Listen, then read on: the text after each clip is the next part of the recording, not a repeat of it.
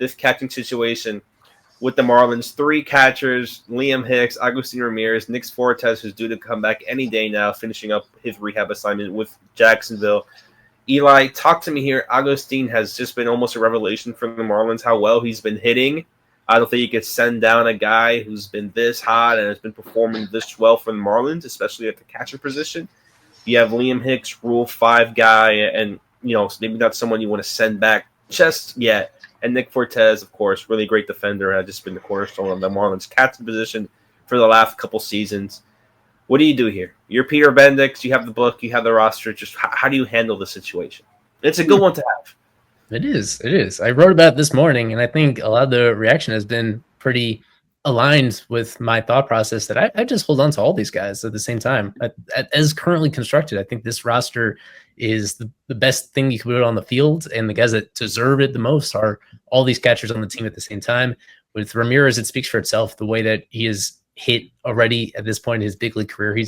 It really speaks for itself the way that they put these lineups together.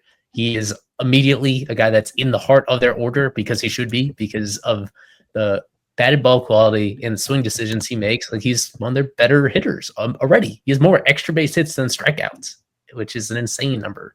Even in a small sample, he very clearly belongs in the big leagues, and he should be in the lineup most days, whether that is catching or as a DH. I think that piece is the one that's, even though he's the guy that's most that you could send down to the minors, he's the one that it would be a lot of outrage if they did that. And I think he has earned a very long leash to continue to get acclimated to the big leagues.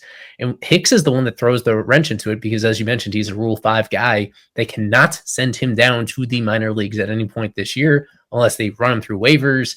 He gets DFA'd. And the thing is, he's playing too well to be that kind of player. If they have to offer him back to his previous team, the Tigers, and they would take him back in a heartbeat, considering how he's played so far. For a guy to skip AA and still be very good on base guy, and to also make a lot of just really good situational hitting decisions, he's second on this team in runs batted in this season. I know that stat is a little bit antiquated, but the thing is, he's just been a net positive player. He's contributed to this team in a way that I think the Marlins should want to hold on to him long term as some sort of depth, even if he doesn't have a clear role with this team. They don't want to just give him away for nothing, just because Fortes is coming back and Fortes has experience. And Fortes is the one that I think Krutchik had mentioned it about being a possible trade candidate as the year goes on and potentially after the year. That makes a lot of sense. But there's no trade market right now for anybody, really. You don't see any substantial trades. Luis Arraez being the exception, but that was an anomaly where you just don't see teams don't know what they need at this point in the season. So for them to get anything of substance in return for Fortes, you just got to let it play out. So to me, you asked about how I think it was more Krutchik that was like, crisis, how do you fit them all together? To me, it's actually pretty simple, where I think Agustín catches about half the games, Fortes catches a couple times a week, and Hicks is the one that I think is buried on the bench, and that seems cruel and awkward for him, but that's how Rule 5 picks usually go, for them to actually survive. You guys saw, Daniel, I'm sure you remember how Nasim Nunez was on the Nats last year, and he barely played. Yeah, he just came up on maybe to change up defensively or just be a runner. I think he had 30 at-bats in the season, and he was there every single day.